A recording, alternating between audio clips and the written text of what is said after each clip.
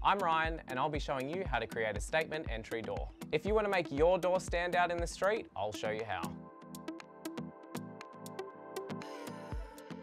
This house is painted grey, which is great for me because it's a neutral tone. Just head to your local Bunnings and check out their colour wall where you'll find a colour that'll suit your front door.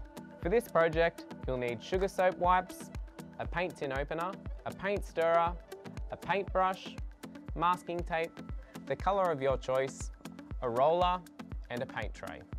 The first thing you need to do is give your door a bit of a clean with some sugar soap wipes. Cleaning the door will help get rid of any dirt and grime and help make the paint stick. Use your masking tape to mask out any areas you don't want to get paint. The only thing I really need to do here is the door handle. Make sure you stick your tape down really well because you don't want any paint to bleed underneath.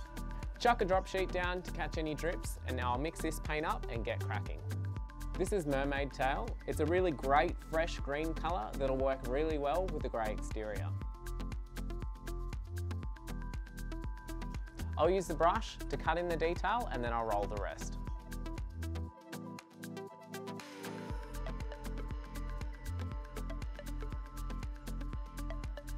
The final step is to peel off the masking tape and the job's done.